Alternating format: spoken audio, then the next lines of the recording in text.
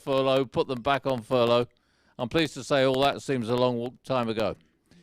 Now, not only did we suffer from a lack of match day revenue, but we had no non-match day revenue. Just to remind you, non-match day is how we can make better use of this stadium.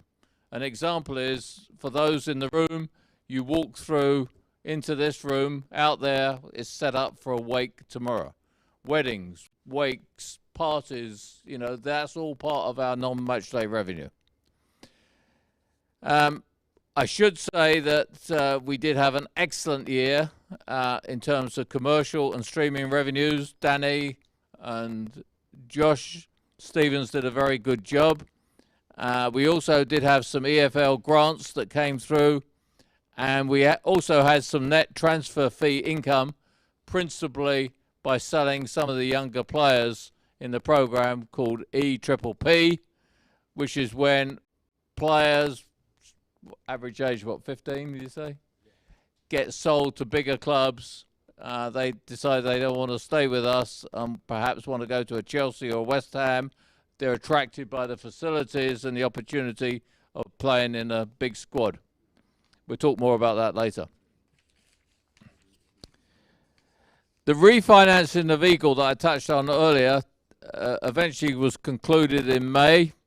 We raised 8.8 million before costs, and as I said before, it does secure our medium-term stability of Leyton Orient, because the only asset that Eagle owns currently is Leyton Orient. And I say currently, we've always believed that there may be an opportunity to use Eagle for other ventures. You know, it could be we do something with a training ground or something like that.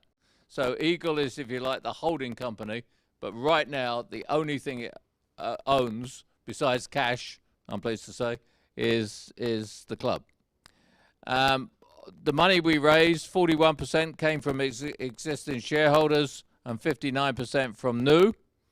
And one of those new investors, Coley, actually has his own fund. So we actually brought a lot of people into the Leyton Orient family, and we're excited about engaging with all those investors in the future. And you may not realize, but the main non-board investors, all of whom are based in the States, every 2 weeks I have a session with them so that they're fully engaged with the club, and they are. I want to thank Kent for helping us to take the share dilution of 2 million. Effectively, the way to think about this is that money that was owed to him, he decided to, in his generosity, allow us to take the loan reduction. So thank you for that, Kent. And I want to make everyone clear again, I've said this several times, that Kent remains a major shareholder of Eagle and is fully committed to Leyton Orient.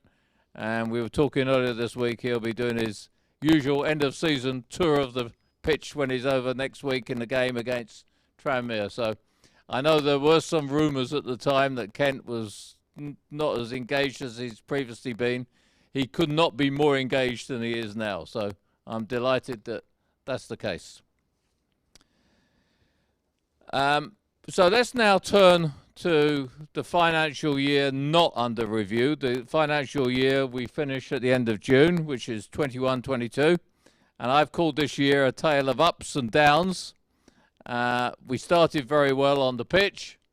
I personally thought we were going very nicely for promotion.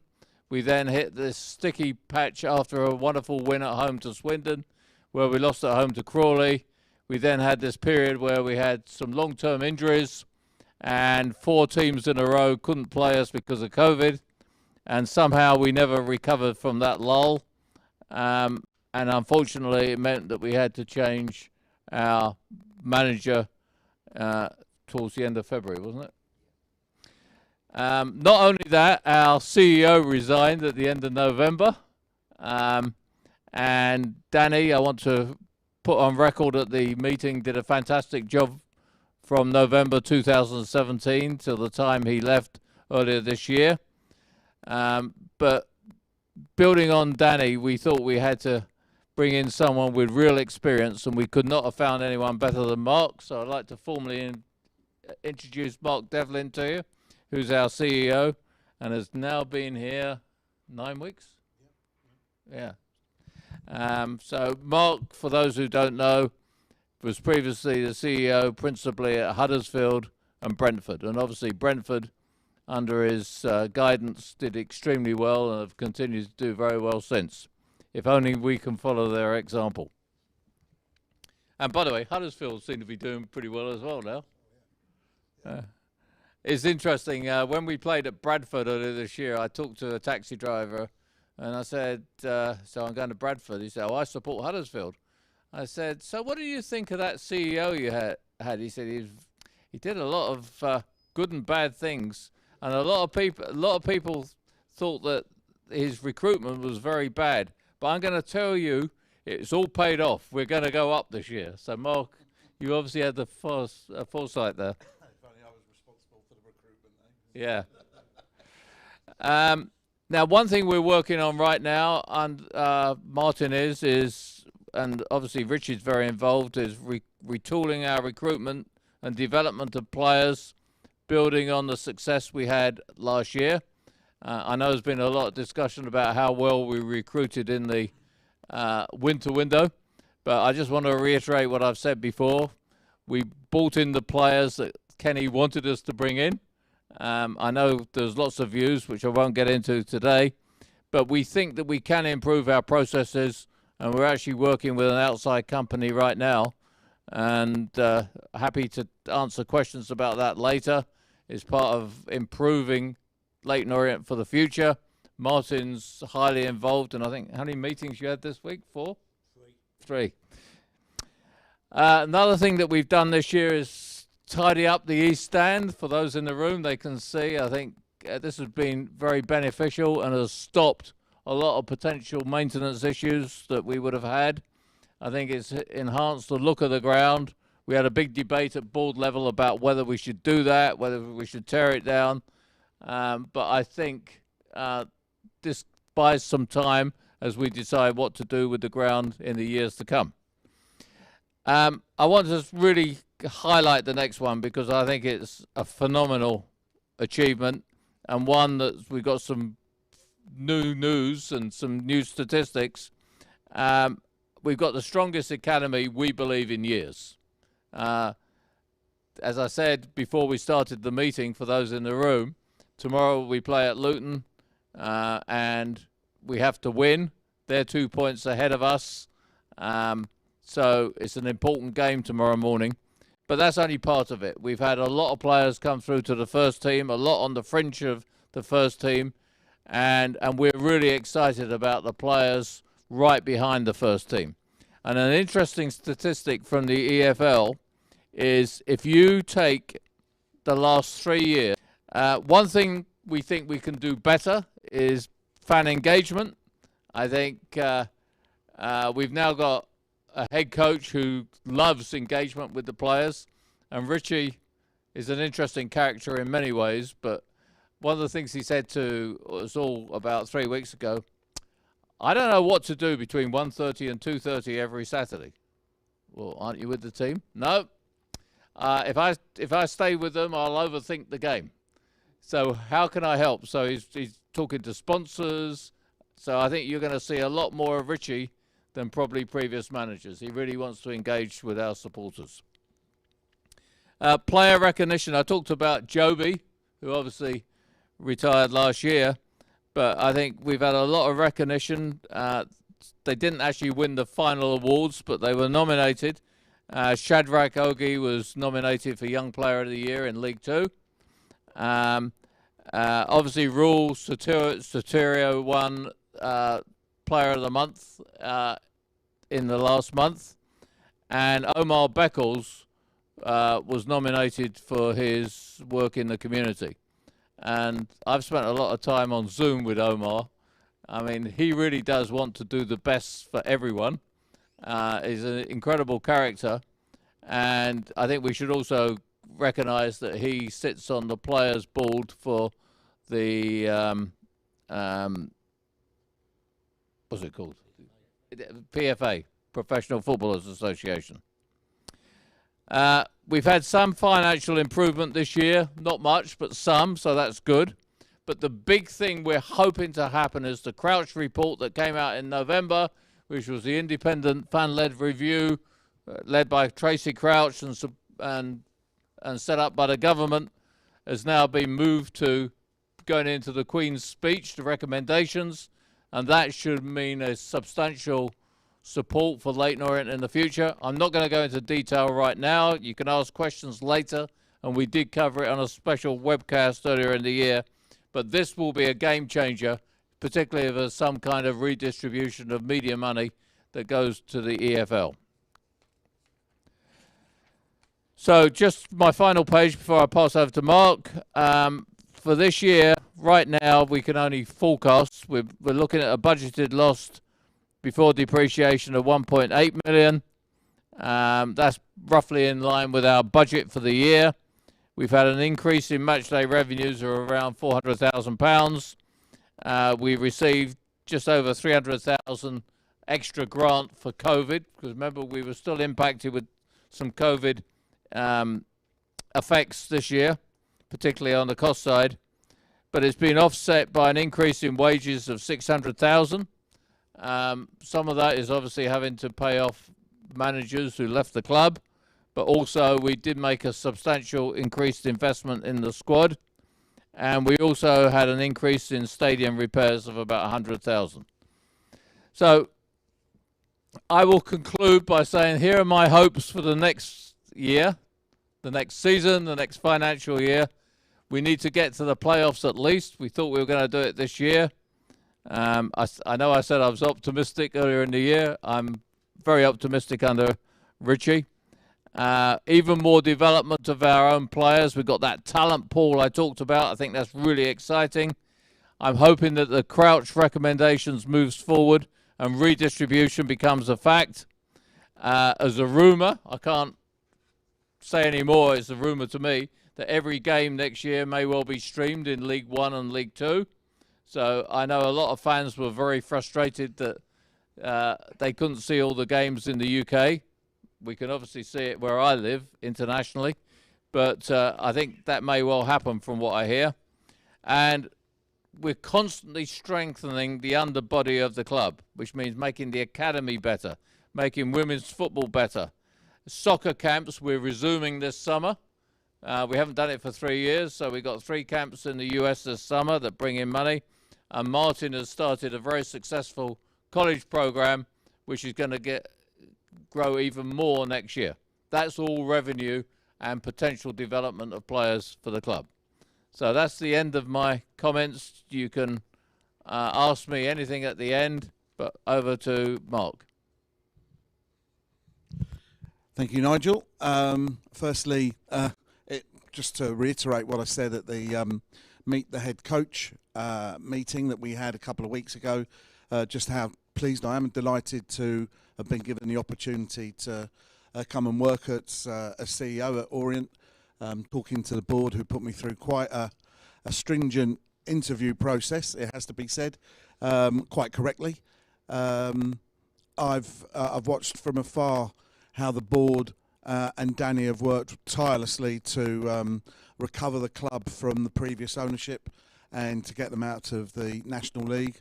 I came here because of the aspirations that Nigel and the rest of the board made very clear to me, you know, the improvements they want to see both on and off the field. So I'm delighted to be here, and thank you for the opportunity to Nigel and the board. So as Nigel mentioned, I've only been here now sort of 9 weeks. I promised the board that I would do a more comprehensive report to them after my first 3 months, which I will provide the board with a report on my first 3 months' findings, if you like, and ideas for the future by the end of May. But let me just give you some of the headline targets we've got as a club, and that I'm setting, you know, myself and the staff. So we've got a budget that's currently under review, and the budget is going through a really robust process. I don't think it's been as robust as it should have been in the past. Certainly there was no budgeting done under the previous ownership, and it's all about making the management team responsible for their budget lines, whether it's revenue generation or whether it's getting our costs down to a much more sustainable level. So the budget is currently under review, and that will be finalised by the end of May, and when I'll be seeking sign-off from the board. We obviously want to reduce losses to make the club more sustainable. I think that's partly going to come about through help from the Crouch report that Nigel's just mentioned. There are things that have to happen to make that for all clubs outside of the Premier League. We do need to see a redistribution of some of the commercial revenues that come into football, primarily the broadcast revenues. That's not going to be easy. That's the Crouch report of everything that is in there. I think the most difficult thing for the government to make happen is going to be that redistribution of wealth, because you can imagine there are 20 clubs claim most of the money at the moment. They will be loath to give up much more than that, but I also don't think that they want an independent regulator coming into the business. So hopefully now's a good chance for the EFL to really get its teeth into this and to get the redistribution in a much more sensible, manageable way, which will help not only Leyton Orient but every club outside of the Premier League, but primarily in Leagues 1 and Leagues 2. So our long-term goal is to obviously operate at break-even or better, and all of these things will help us achieve that. Nigel mentioned earlier some of our targets. The training facilities are really key. So the improvements to the stadium, which I'll come on to in a moment, are important in terms of our match day experience and giving you guys as supporters a better feel on match days. But the place of work for the players is the training ground, and we've got decent facilities at Chigwell. But Marshall is leading the way on looking at how we can potentially either further develop Chigwell or to look at some other opportunities that may present themselves, and very happy for people to ask questions about that in due course. We've already got a very, very good streaming product, definitely the best in League 2, probably the best in Leagues 1 and Leagues 2. Our streaming product and the investment that's been made in the board, by the board, in our streaming product is to be highly commended. That's gone extremely well, was great, obviously helped the club during COVID when there were no fans inside the stadium, and we're going to look to improve that further. We see a big opportunity in streaming, particularly if some of the rules around 3 o'clock kickoffs change, and they will present us with a new opportunity to develop that product further. We're looking at a new ticketing system. We've just signed with Ticketmaster. So we will be working with Ticketmaster from, the way it will work is that season cards are actually at the moment being sold onto our current platform. Ticketmaster will be up and running at the start of the season. We will then migrate all of our season card holders from the current system onto the new system, and the Ticketmaster, who are obviously leaders in this area, will then make the ticketing experience on our new website and new app much easier and much more pleasant for supporters. My understanding there is it's been problematic, let's say, over the past season or two.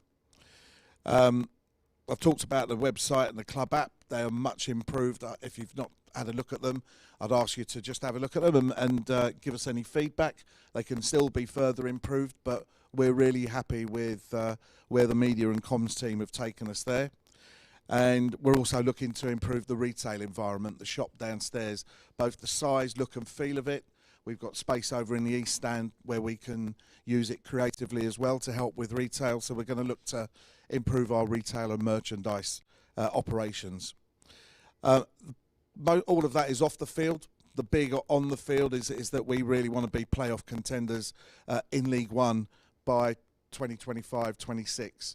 That's the aspirations on the field. All the stuff off the field is obviously very important to us as a overall business, but we are a football club, and the aspiration of the board, and it's one of the reasons why Richie has joined us, is that we do want to push on, get out of this division and be challenging at the top of League One within the next sort of 3 or 4 years. So that's some of the headline targets there. We're going to continue to refresh the facilities over in the East Stand.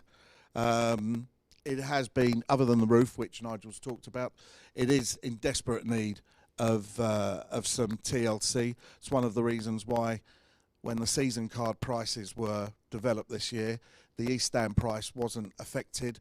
We did put the price of this of seats in this stand up, but we left East Stand where it was because I think that's representative of the facilities over there, which, as far as I'm concerned, are clearly not good enough for an EFL club, and certainly not one with the kind of aspirations that we have. We will already, by the start of next season, we'll have new floodlights installed, and they're at championship level, and that's a considerable investment by the club. But the current ones, again, are nothing more than okay. But again, in terms of broadcast partners, media requirements, we need to improve those types of facilities. So there will be new floodlights in place by the start of next season. We're going to work hard on our match day experience to improve that. I've had several emails about our PA system, so we are looking to see what we can do about our PA system. Again, it's not inexpensive. There are some options open to us, and I think what we will probably look to do is to phase the improvements to the PA system over a number of close seasons, rather than try and get everything done all in one go, which would be, one, very expensive, two, quite difficult to make happen to the correct standard. So we'll look to slowly improve that over the next 2 or 3 seasons, but in any case we'll do it as quickly as possible. In terms of our attendances, clearly we want to improve our fan base. We want to reach out to the local community to make sure that they're adopting us. We can see across the road there that there are 800 new dwellings being built. There are other new developments in the area. There's lots of opportunities for us to reach out, not only to continue engaging with our long-standing fans, but obviously to take advantage of all of the development in this local area. Going to be lots of new young families coming to the area, and we want to make sure that we do everything we can to make sure that they want to come and watch Orient and give us their support. Under Nigel's leadership, and also under the previous CEO, we were part of the EFL Profit and Sustainability Leadership Group. You know, Danny was involved in that fairly. He was quite strongly involved in it. I will continue to pick that baton up. We think it's quite important that the club are on the inside and are taking part in some of the changes that are being promoted, rather than being on the outside just listening and reacting to whatever comes up at the EFL. So from my point of view, there's an awful lot to be getting on with. It's a great time to have joined the club. I'm delighted to be here. It's a really good group of staff that we've got. Media and comms teams continue to lay on events like this and to do it at a high standard, and I'm delighted to be working with them and leading them. So from my point of view, that's all of the sort of headlines that I want to bring you up to speed with, and our planning for the future. And hopefully I'll hand back to Nigel now, and I guess we'll be taking questions in due course. Thank you, Mark, and very pleased to have you here. Okay, so what we're going to do firstly is take questions from our shareholders. Now, some shareholders will be online, but I think the fairest way is for the people in the room who've made the effort to come and see us physically to be given the opportunity to ask questions first. And if you've got a question, just put your hand up, please, and Luke will give you a microphone so the world can hear you. So any questions firstly in the room? And when you say your question, if you could say your name as well, please. Hello, Peter Brown. Peter? Just 2 things about the accounts for me. First of all, turnover. With the absence of any matches in this season, so no gate money, no hospitality receipts, no bar receipts, I was expecting the drop to be even bigger than it's turned out to be. Is that because streaming did a lot to cover the potential or the actual losses? Yeah, you mentioned Nigel went down by 10%. Yeah. But with virtually, although the Newport game was played in front of 2,000 people, I felt the other 22 games obviously lost all that match day revenue.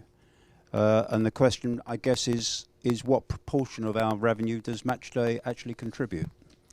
Right. So unfortunately, I haven't got all the breakdowns, but let me give you what I recall. And Martin and Mark wasn't here, so I think Marshall may have a few things, but you're quite right. We lost most of our match day revenue.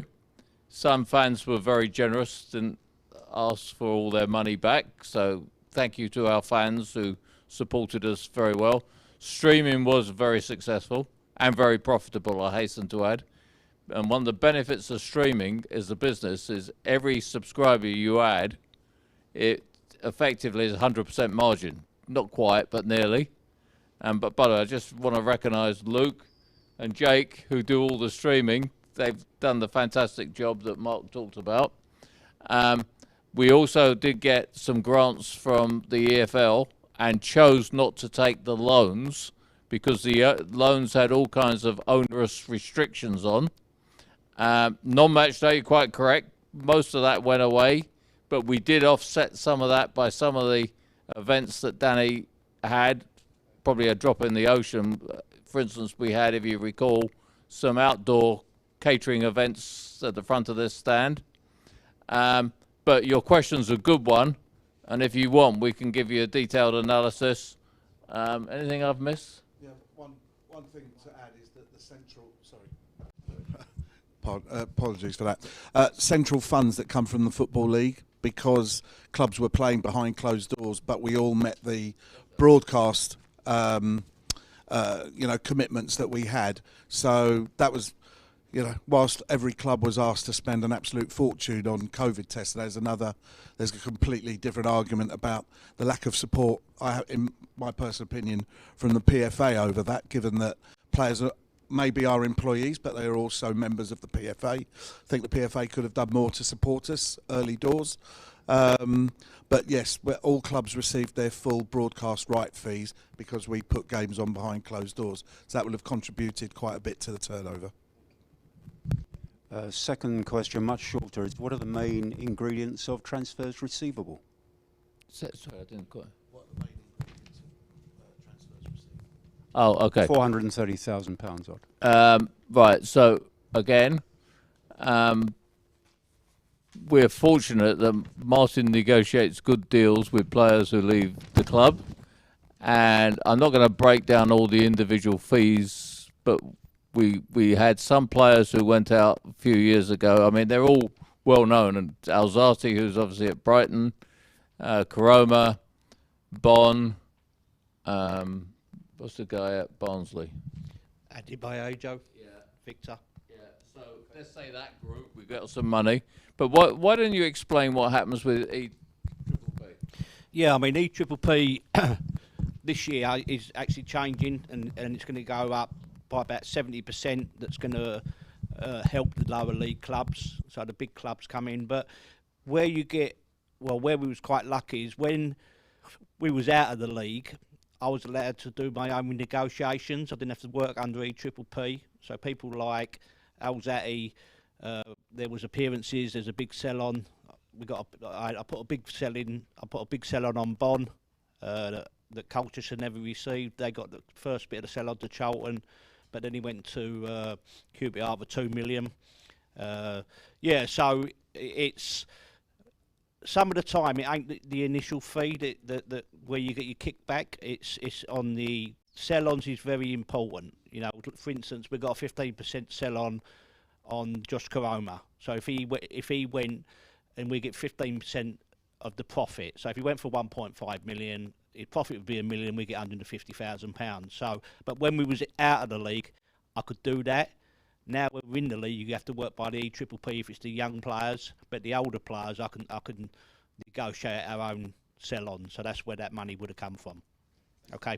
So just finish that, because I think we don't talk about this a lot. Talk about what happens when a young promising player who's like 14, 15. Yeah, like, so just instance, we got Nigel Vogt approached us about a 14-year-old boy 4 weeks ago, that's in our system. They wanted to take him. I never ever do not tell the player or the parents if a club want them. That they would find out if the truth be known anyway. So he's been sold for Norwich, for instance, for £15,000, but there is the big money comes in the kick-ons. If he goes to be a a top player, we will make good money. The lad Perkins at West Ham has been on their bench a few times this year. He came out of our academy when he was 14. We got sometimes you get money if they get scholarship. Sometimes you get money if they get pro. So when they sign a pro deal, when they get scholarship deal. So there's loads of ways to layer it. And obviously our academy is very attractive. You know, Norwich have made an approach for another player. My perfect model is Josh Karoma. That's my perfect model, i.e. he plays 100 games in our first team and then he gets sold for good money, because that works twofold. One, you get the money, and you get better money by their player being professional rather than being a schoolboy or a scholarship boy. But you also get the value of, if you look at our squad this year, we've got 12 players in our squad that come out of the academy. They will probably be the 12 lowest earners in our squad. So the saving between what they earn and what the top ones earn is massive for us. Next year is going to be even bigger, really.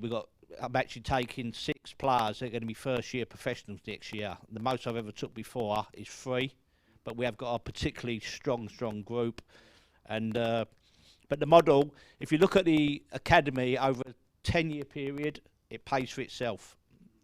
You know what I mean? So it does. The evidence is there over a 10-year period. You know, the money we spend on the academy, and that's without putting into the equation the money that you save within your playing budget. So it's very important we have a strong academy, and it's as strong as it's ever been here at this moment in time. Okay. Any other questions in the room?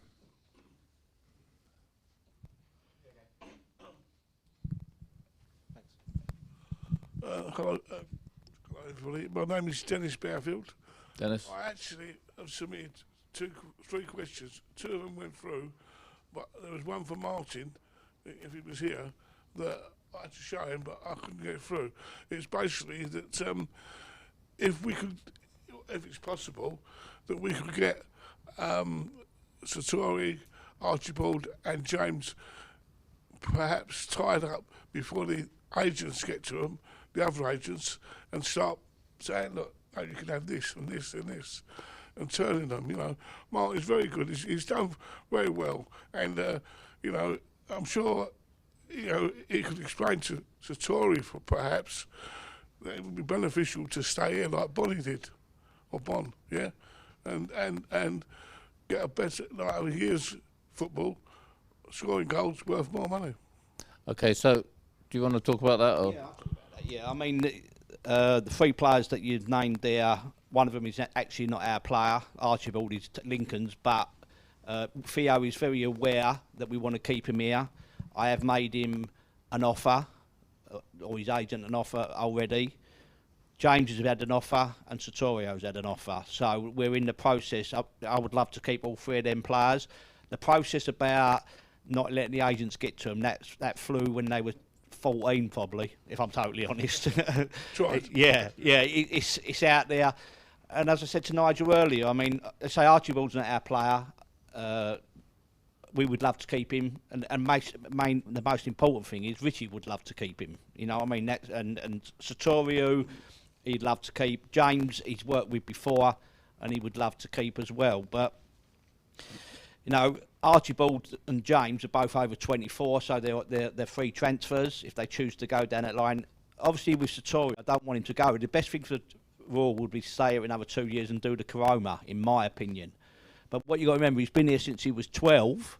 So if he does go, we'll be well compensated. So if he chooses not to sign our contract and goes elsewhere, we don't lose him for nothing. We get quite a substantial compensation figure.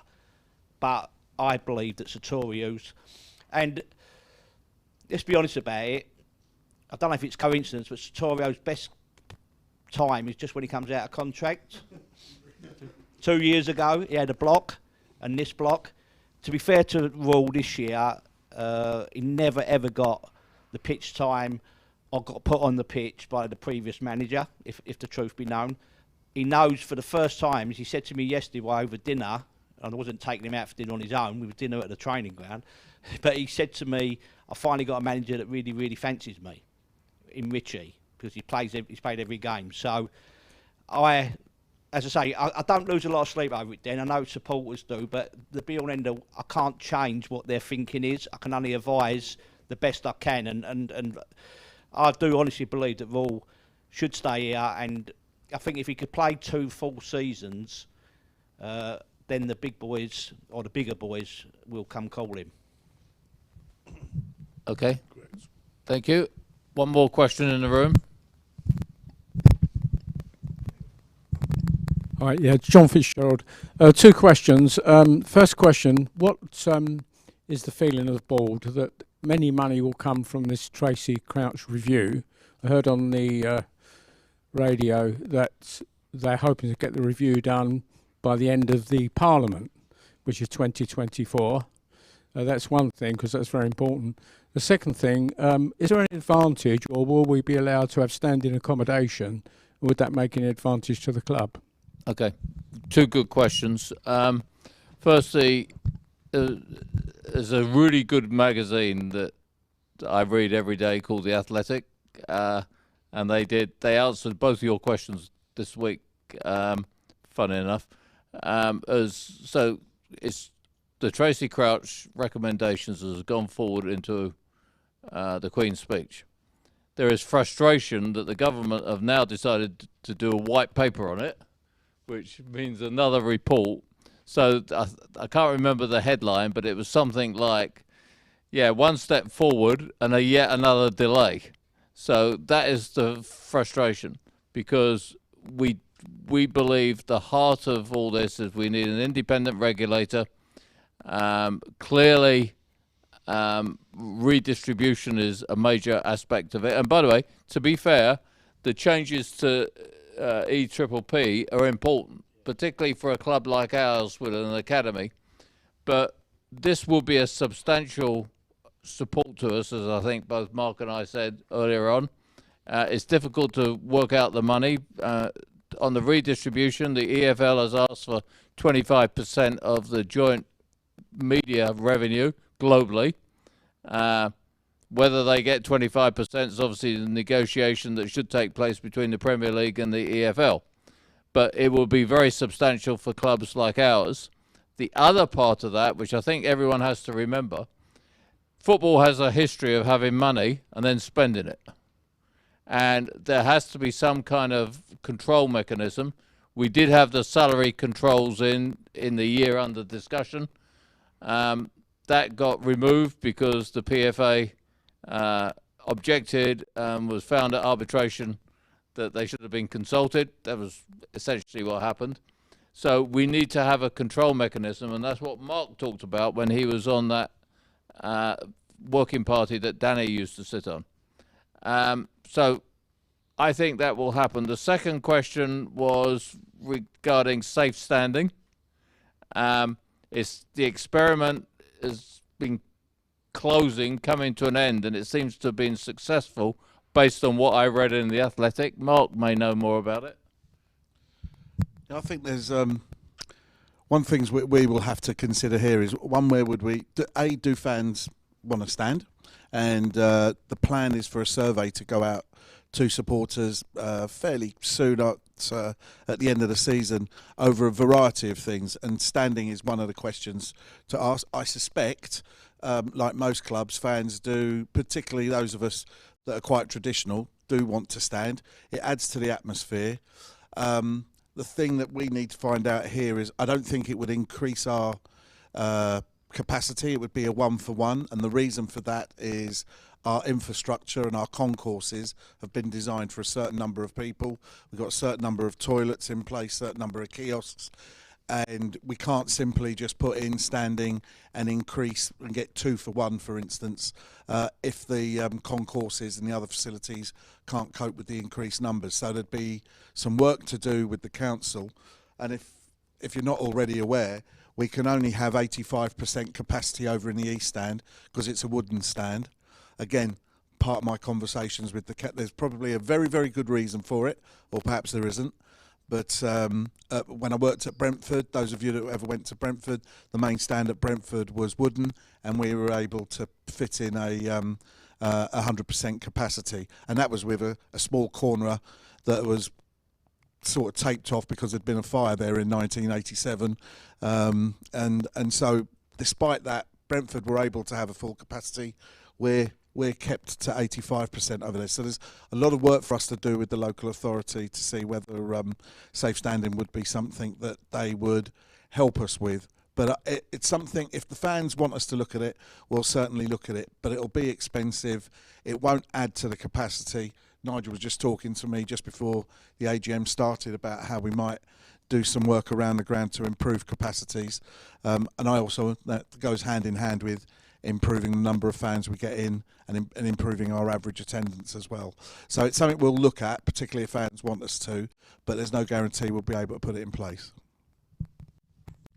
By the way, just for the record, I was here when we had 34,000 in the stadium, so. Well, yeah, if that's all the questions in the room, then we'll take a few that have been submitted online. I think the first one probably best served going to you, Marshall, and I've just lost it. No, there it is. It's from Robin Saunders, and he says, has there been any progress in identifying a location to build a new training ground / academy? Yeah, we've actually identified 2 sites that we're currently negotiating on. We're obviously looking for a site that doesn't have residential build. Obviously, those types of sites are very, very expensive from a land point of view. So we're looking for potentially an old kind of sports facility, sports ground, where there's some covenant on there for sporting use only. So we are down to, at the moment, looking at 2 sites in particular. It is a project which is going to take 3 to 5 years to come to fruition. One of the sites is literally fields with very little outbuildings. One site does already have a footprint from a building point of view, but it's something that we hope over the next kind of 12 months to secure the actual land and then be able to go into planning and develop something. But this is something which won't actually come into place for at least 3 to 5 years. This is a aim for us to build a championship quality training ground. Something we have now is fine for League Two, but as we try and progress up the leagues, it just isn't adequate. So, and we feel that unless we own the facility, it's very, very difficult for us to develop a site for the fixtures and functionality we need. So that's kind of where we are. We're into 2 site negotiations. Both could fall through, but we are actively in the market and looking for something. Thank you, Marshall. Next question was from Nick Clark, who has asked, how will the playing budget for next season compare to I'll start that again. How will the playing budget compare for Richie Wellens compared to Kenny Jackets? Do you want to do that one or me? No, it's up to you. I'll do it. It would be the same, maybe a little bit more, if I'm honest, yeah, because the fact that we talked about the 6 young players, 6 first-year pros getting contracts. I think that sometimes you have to speculate to accumulate. There's 6 lads there, and I think that they may be worth money to us in the future. Now, if one of them out of the 6 comes to fruition, it's paying for them over a 2-year period, if the truth be known, and more probably. So it's interesting because I think it links in with Marshall with the training ground, is that I think this football club eventually is going to need an under-23s. We've talked about it. I think we've got enough players to be able to do it, but we haven't got enough space to do it on, if that makes sense, at our training ground. So we do a semi-under-23 programme. You may have seen that we played Huddersfield last week, which was very much an under-23 side. We're playing Arsenal next week. But yeah, the answer to the question, it'd be the same or possibly a little bit bigger because of the fact of the first year pros. Is that right, Nigel? Yeah, no, I mean, we haven't approved it all, but that is directionally correct, and I just want to be very clear, because I read all the comments, as everyone knows, and comments that I do read them, that we did put our hands in our pockets, which we occasionally get accused of not doing, to support Kenny in the window, and brought in the players that he wanted. We will continue to be supportive. I think you'll find that Richie is very pragmatic, embraces looking at the players in a holistic sense. He's very happy with the guts of our squad. We've obviously talked about some additions that Martin covered earlier. So I don't think you're going to see wholesale change this year, but the budget, which was a top 6-7 budget this year, will continue to be the same, or as Martin said, a bit more. Just upon the back, just some notes I've written there. You may be asked, this question might come up, but if you look at the squad as it sits at the moment, we've got 18 players that are under contract for next season. We've got 8 players that are out of contract next season, and we've got 5 players that are currently on loan from other clubs. So we've got 31 players there. Now, that squad, for me, is too big. For Richie, it's too big. But as Nigel said, when we was asked to back the previous manager, we did, and we give him everything that he asked for. We was looking over our shoulder when we sort of slipped 3rd and 4th bottom of the league, so like everybody else. So, yeah, it's too big. I think that because we got them 6 young lads, I think in my head at the moment and in Richie's head, he's very, as Nigel said rightly there, he's very happy with the nuts, like the most of the squad as it is, but he wants to fetch 3 or 4 additions, and he wants to look at everybody before he makes his decision on who he wants to keep going forward to next year. There may be some of them players that are under contract, for instance, that Richie might not fancy that much, but the be all and end of that, it'd be a scenario where we'd have to get rid of that player to fetch a new player in. So that's something that we've talked about. Me and Richie are talking all the time. The concept that I make the decision on players is so far from the truth. It's unbelievable, but some people think that I do. But yeah, obviously I would be advising and giving him my opinion on who we see as the right ones for the football club. But the be all and end all is the manager will get what he wants, and I'm sure Richie will get the same as every other manager at this football club, and that's the full backing of the board and myself. Cheers. Question from Abdul. Obviously, we've spoken about kind of off-the-field vision and what the club's trying to do in terms of sustainability and a training ground. He's asked, are the board actively trying to create a vision of how they want Leyton Orient to be, or is it more of a wing-in job? The hiring of Wellens is a great move, but we need transfer activity that fits a club/manager vision, and it doesn't seem to be the case right now. So, what was that? A transfer? Repeat that if you like. The hiring of Wellens is a great move, but we need transfer activity that fits a club/manager vision, and it doesn't seem to be the case right now. I think Martin's just kind of answered that. I mean, we talked to Richie. By the way, previously, just to let you know, I didn't ever talk to the manager on a regular basis. When I came over, I did.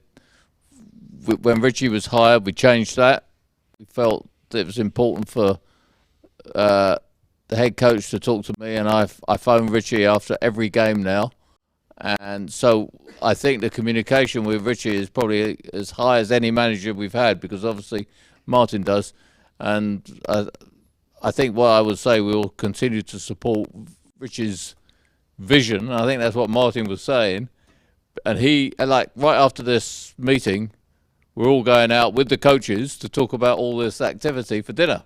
So I think, we do effectively, we'll all agree on what's needed, and the vision that Richie wants, which is the essence of the question, I think we're going to fully fulfil. I'd also add that if you look at the points return since Richie's come into the football club, we'd actually be top of the league. So, no, I don't think there's I think that sometimes a manager coming in and you're saying it needs completely change around, I think that you've got to be careful. They're the same players that were playing for the previous manager, now playing for this manager, but points per game, we'd be top of the league over 11 games. So I think that we do need to fetch players in, and we will be back, but I don't think it needs a massive overhaul. I really don't believe that. Thank you, Martin. Question kind of more back to the accounts that are published. from Alan Neville says, a question in two parts regarding the actual figures in the accounts. Stocks, 172,877 finished goods. What are the stocks that this relates to? And bad debt was 54,000. Again, what does this relate to? Appreciate that's quite granular, but is that something you can give us a bit of insight to? Have you got his email? Yeah. Okay, I think what we should do with that is note the question, go back. Unfortunately, Simon, our financial advisor, couldn't be here today, nor could Anthony. So you're going down to a level of detail that I'm not capable of answering, and I'm not going to put Mark on the spot because he wasn't here. The stocks would be kit within the. I think that the stocks would be kit within the retail that the club owned come the end of the season. Obviously, last year being COVID, we didn't sell as many kits, as the club shop was closed for the majority of the time. It was online, but we missed obviously many match days of sales, so the level of stock we had would have been slightly higher than previous seasons. And also things like stock in the bar, whether that's alcohol and things like that, would all go under that line on the sheet. In regard to bad debts, I don't have that detail of level of what they were to answer that part of the question. Thank you very much. Slightly bigger picture question then from Peter. He's asked, with the new investment that's come into the club, is Kent Teague still our principal investor?